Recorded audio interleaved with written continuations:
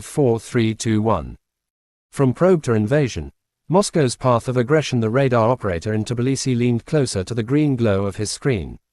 Just after midnight on July 29, 2008, a sharp blip appeared in the upper quadrant, moving fast, too fast for a civilian aircraft. He tracked it as the trace cut across Georgian airspace. No transponder. Then, as quickly as it came, the signal banked north and vanished back into Russia. It was not the first time. In fact, it was the third unexplained incursion in less than a month, each one deeper, each one briefer, and each followed by Moscow's dismissive explanation, a navigational error, nothing to worry about. But inside Georgia's Air Defense Command, the pattern was unmistakable. The Russians were probing. They were watching the response times, measuring the silence from NATO, and noting how little consequence came from crossing the line. The groundwork for war. Those radar blips did not come out of nowhere. For years before the August War, Moscow had been laying the groundwork in South Ossetia and Abkhazia. Russia had begun distributing passports to tens of thousands of residents, a quiet demographic takeover that allowed the Kremlin to claim it was protecting its own citizens.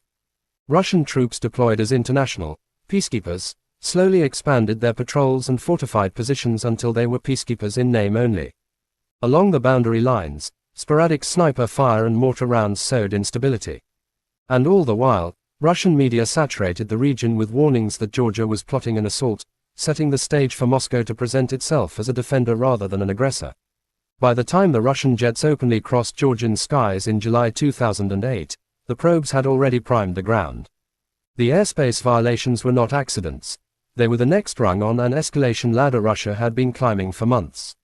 When Moscow launched its 5-day war in August, the legal pretext had been written, the West had been lulled by repeated denials, and the invasion could be presented as the inevitable conclusion of a conflict Russia had itself engineered.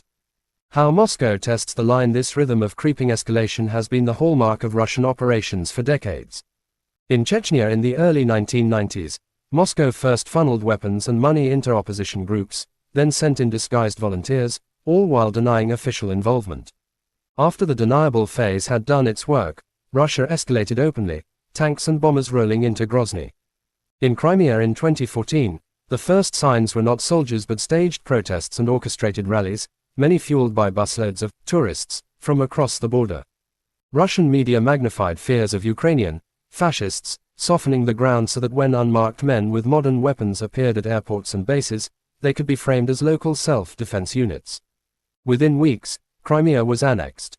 The Donbas followed a similar script. In the spring of 2014, armed men stormed government buildings in Donetsk and Luhansk. Moscow claimed they were miners and farmers rising spontaneously, yet their weapons and discipline told another story. When Kyiv tried to restore control, Russian heavy weapons and personnel flowed across the border, and the war deepened into an entrenched conflict. Testing the alliance. Even NATO states have not been spared. In 2023 and 2024, the wreckage of Russian Shahd drones fell on Romanian villages as Moscow targeted Ukrainian ports along the Danube. Each time the Kremlin insisted it was an accident, debris from strikes gone astray. In Poland during the same period, Russian missiles pierced national airspace, once for nearly a minute, another time for 40 kilometers, and were similarly dismissed as technical mishaps. These errors were not random but calculated tests, probing how far Moscow could go without provoking a forceful response.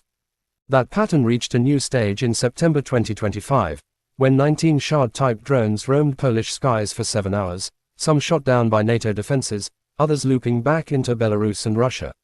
Once again, officials rushed to call it a mistake or a false flag. But history makes clear that Russia's accidents are rarely accidents at all.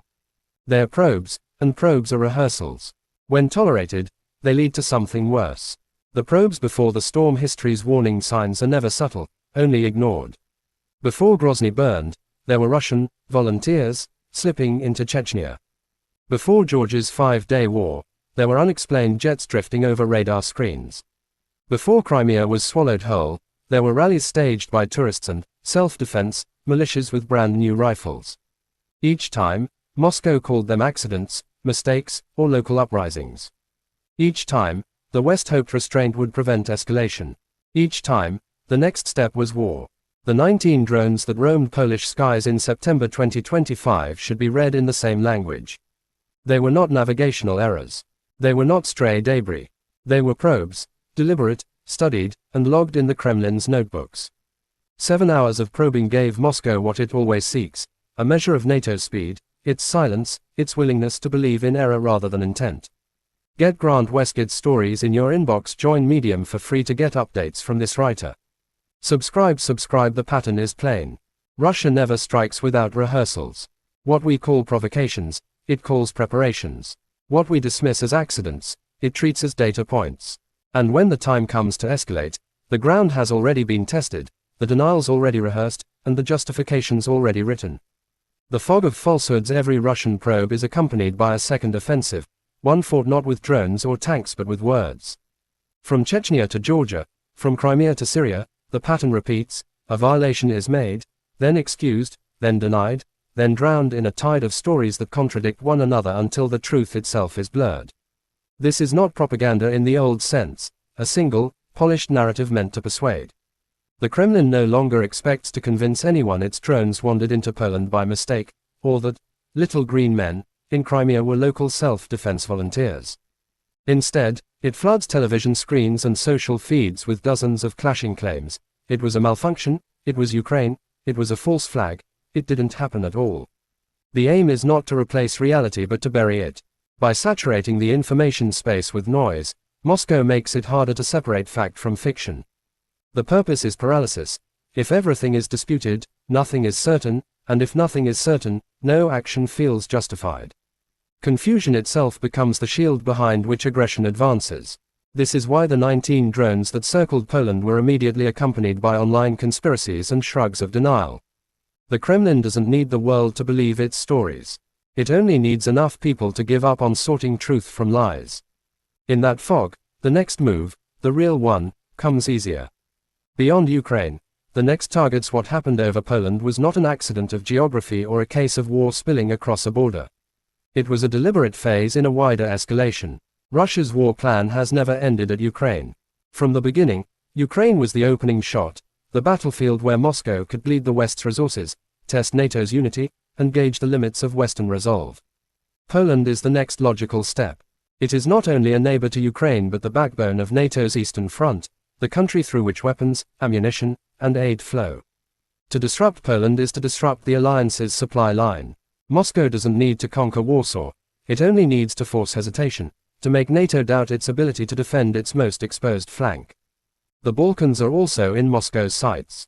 They remain scarred by old wars, hampered by corruption, and vulnerable to manipulation.